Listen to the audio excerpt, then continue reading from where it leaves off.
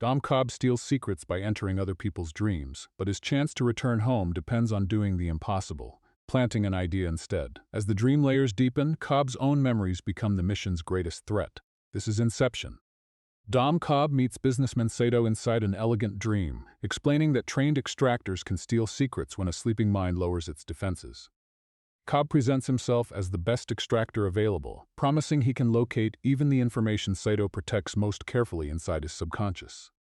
The operation begins to unravel when Mal, a woman from Cobb's past, intrudes on the dream and disrupts the team's carefully built deception. Cobb confronts Mal, but her presence exposes how little control he has over the memories invading his work and endangering everyone nearby. As the dream destabilizes, Cobb and Arthur race to finish the extraction before Saito's subconscious projections overwhelm the collapsing environment. Saito reveals that he already knows he is dreaming, forcing Cobb's team into a desperate attempt to recover the hidden information anyway. Gunfire and violent projections close in while Cobb tries to hold the dream together long enough for the team to escape with something useful. Arthur cannot wake normally, so the others trigger a kick, using a sudden fall to force him out of the deeper dream level. The kick drops Arthur into a bathtub, and the dream erupts around him as Cobb's layered extraction scheme finally collapses. Back in the upper dream, Cobb realizes Saito has hidden the most important secret and tries one last time to force the truth from him. Saito notices a detail that proves the room itself is another dream, exposing Nash's mistake and turning the entire extraction against Cobb. The team wakes on a train after the failed job, knowing the corporation that hired them may punish them for returning empty-handed. Cobb abandons the failed operation and prepares to disappear, while Arthur blames their architect for the flaw that allowed Saito to catch them. Cobb secretly calls his children, James and Philippa, but his legal exile prevents him from returning to the home they still expect him to enter. Hearing his children deepens Cobb's desperation, while memories of Mal continue surfacing whenever he is alone and least able to control them. Before the team can vanish, Saito finds Cobb and Arthur and offers them a different kind of job instead of revenge for the attempted extraction. Saito asks for Inception, planting an idea so naturally that the target believes it originated inside his own mind rather than from an intruder. Arthur calls Inception impossible, but Cobb knows otherwise, and Saito offers the one reward powerful enough to overcome Cobb's fear of trying again. Saito promises to erase Cobb's legal problems in America if he can persuade Robert Fisher to dismantle his late father's vast energy empire. Cobb accepts the assignment because returning to his children matters more to him than the enormous risks of attempting Inception again. In Paris, Cobb visits his mentor Miles and asks for an architect capable of building dream worlds complex enough to support the dangerous operation. Miles warns Cobb about the danger surrounding him, but introduces Ariadne, a gifted architecture student whose talent quickly catches Cobb's attention.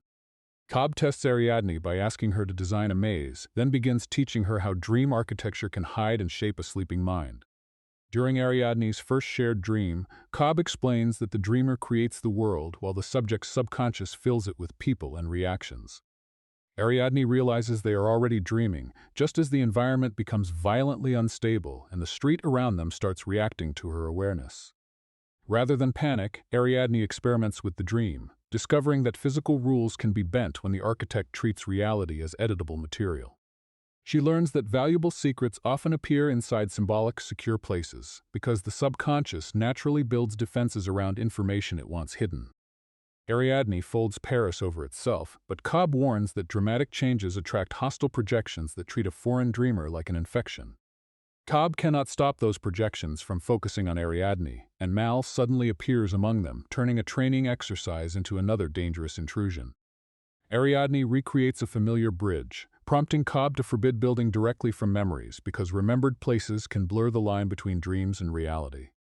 Arthur teaches Ariadne about totems, private objects whose unique physical behavior helps an extractor determine whether the surrounding world is real or dreamed. Cobb sends Ariadne back to designing mazes while he leaves to recruit Eames, a skilled forger who can impersonate other people inside dreams. In Mombasa, Eames confirms Inception is possible but explains that the planted idea must be emotionally simple enough to grow naturally inside Fisher's mind. Eames also insists they need a powerful chemist, and Cobb's meeting is interrupted when agents from his former employer begin hunting him through the city. Cobb flees through crowded streets and narrow alleys, barely staying ahead of armed pursuers while Eames creates a diversion and disappears into the chaos. After escaping the chase, Cobb reconnects with Eames, and Saito's intervention makes clear that their wealthy employer intends to remain closely involved. Arthur shows Ariadne paradoxical architecture, such as an endless staircase, teaching her how impossible geometry can conceal the boundaries of a constructed dream. Ariadne learns the team needs 3 complete dream levels, while Arthur quietly admits Cobb keeps the layouts from himself because of Mal's unpredictable appearances. The team recruits Yusuf, a chemist whose unusually strong sedative can stabilize several nested dreams and keep everyone asleep long enough for Inception. Yusuf demonstrates the drug on people who spend hours sharing dreams, revealing how easily an artificial world can become more meaningful than waking life. Cobb tries Yusuf's compound himself, and the experience shows how deeply he depends on dreaming to revisit the memories he cannot release. Saito identifies Robert Fisher as the target and explains that Fisher's inherited energy empire could soon become too powerful for any competitor to challenge. The team studies Fisher's strained relationship with his dying father and focuses on Peter Browning, the trusted godfather who effectively manages the family empire. Eames studies Peter Browning closely, learning his voice and mannerisms so he can impersonate Fisher's trusted godfather inside the first dream level. Ariadne finds Cobb using Mal's spinning top and learns the totem once belonged to his wife, whose memory still intrudes on his dreams. Cobb refuses to learn Ariadne's finished layouts, hoping that ignorance will prevent Mal from using his subconscious access to sabotage the mission's architecture. The team decides the Inception must feel positive, transforming Fisher's resentment into the belief that becoming independent can finally resolve his conflict with Maurice. They build the idea in stages, reject the father's path, choose independently, and finally believe Maurice wanted Robert to create something of his own. Yusuf explains that the powerful sedative stretches dream time dramatically, giving the team enough subjective time to operate across 3 nested levels. Because the sedative prevents ordinary waking, the team must use synchronized kicks, timing falls and impacts across every level to bring everyone back together. Saito secures the long flight they need, and the final preparations are completed before Fisher travels to Los Angeles with his father's body. Ariadne secretly follows Cobb into his private dream memories and discovers that he repeatedly returns to preserved moments with Mal instead of letting them fade. She sees that Cobb has organized those memories like locked floors, revisiting specific rooms and moments while trying to keep the most dangerous ones contained. Cobb shows her memories of James and Philippa, explaining that he fled before seeing their faces and has been trying to return ever since.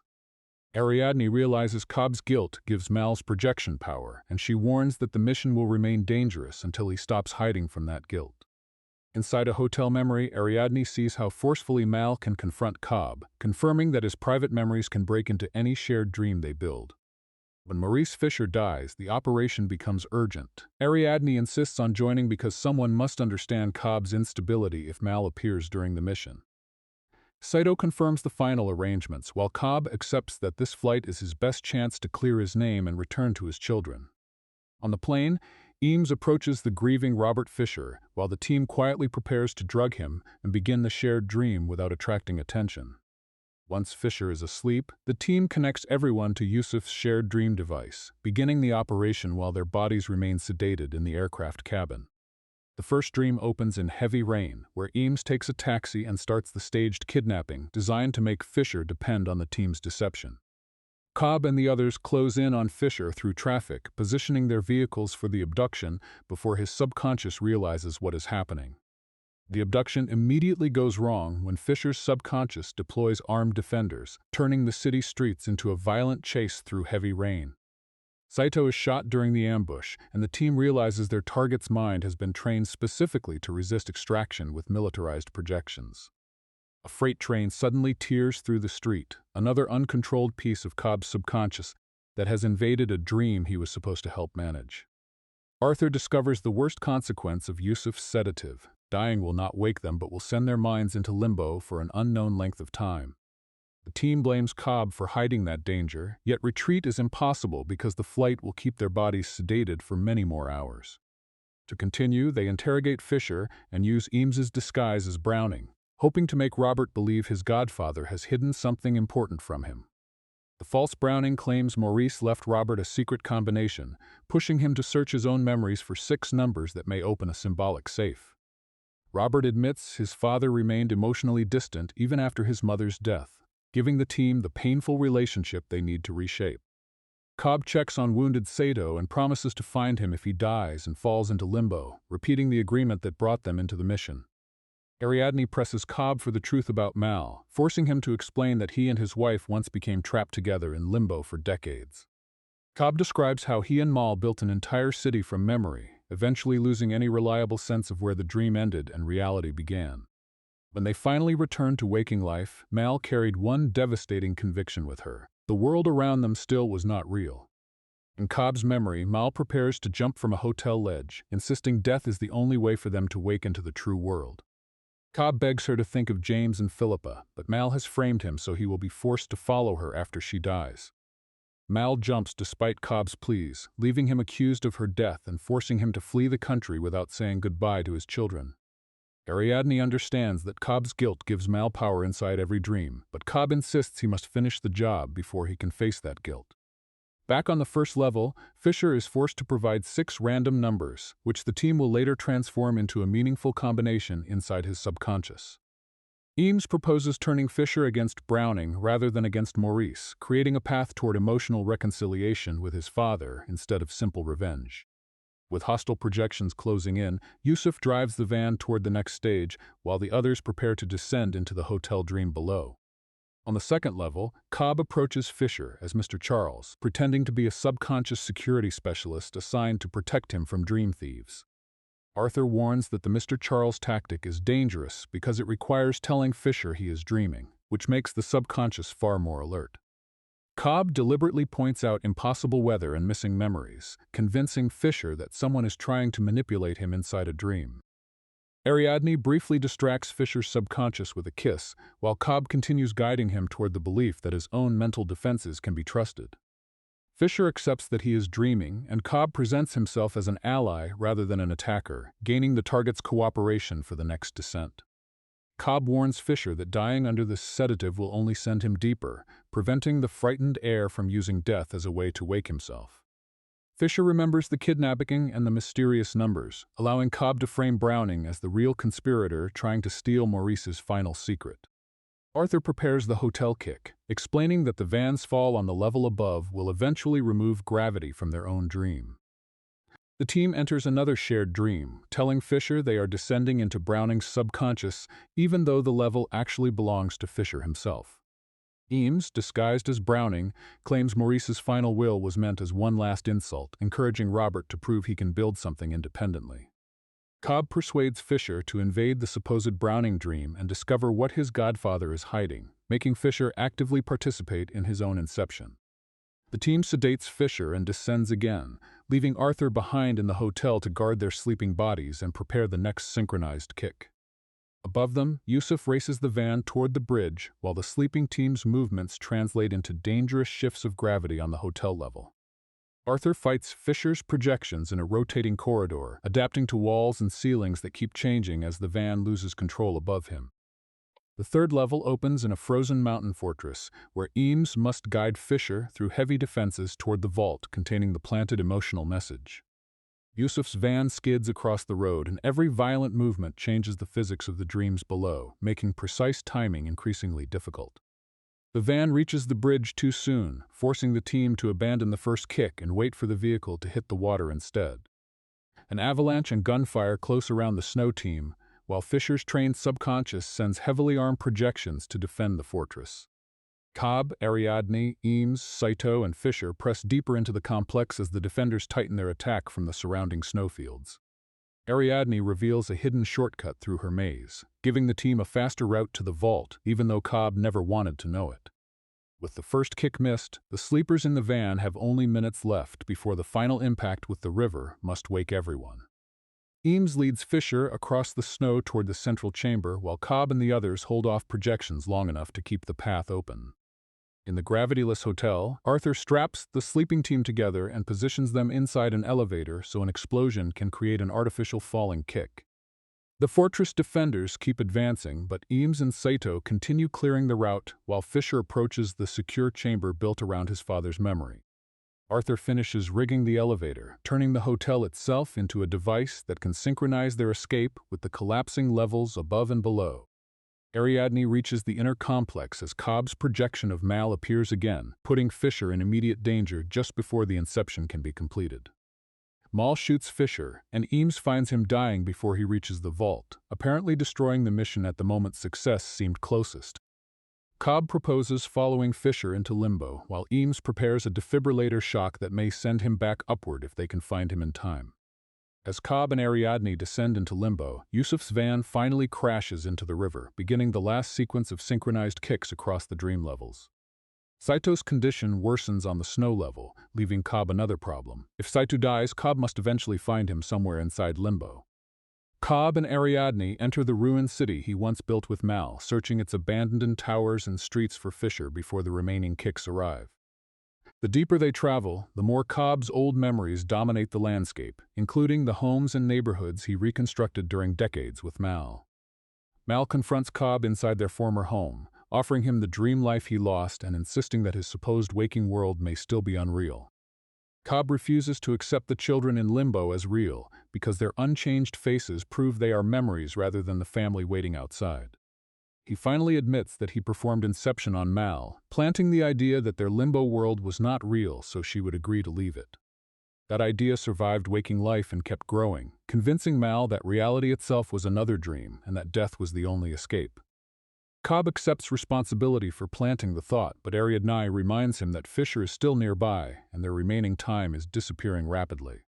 Cobb finally admits that Inception worked on Mal. He planted the belief that their limbo world was unreal, so she would agree to leave it. The idea survived waking life and kept growing, and Mal accuses Cobb of poisoning her mind while he accepts the guilt he has carried. On the snow level, Saito is close to death, meaning Cobb may have to search limbo for him before he can return himself. Back in limbo, Cobb rejects Mal's offer to remain together and accepts that the woman before him is only a projection of memory. Ariadne finds Fisher and prepares to send him upward, while Cobb stays behind long enough to end his hold on Mal's projection. The defibrillator and Ariadne's kick revive Fisher in the snow fortress, giving him one final chance to reach the vault before everything collapses. Fisher enters the vault and finds his dying father beside a childhood pinwheel, turning the staged scene into the emotional core of the Inception. Robert interprets Maurice's disappointment differently. His father wanted him to become his own man, not spend his life trying to be a copy. The idea takes hold, and Eames detonates the fortress, while synchronized kicks begin throwing the team upward through the collapsing dream levels. Cobb says goodbye to Mal at last, accepting that their shared lifetime is over and that holding her memory cannot bring his real wife back. Underwater, Yusuf struggles inside the sinking van as the first dream level collapses, and the remaining team members are forced back toward waking. Cobb eventually reaches an aged Saito in limbo, completing the film's opening encounter and finding his former employer almost lost inside the dream. He reminds Saito that this world is not real and repeats their old agreement, urging him to choose waking life before they forget reality. Cobb wakes on the airplane with the others, and Saito quietly makes the promised call while Fisher appears changed by what he experienced. At Los Angeles immigration, Cobb's passport is accepted without arrest, confirming that Saito has cleared the legal barrier keeping him from his children. Miles brings Cobb home, where James and Philippa finally turn toward him. Cobb leaves his spinning top behind, and the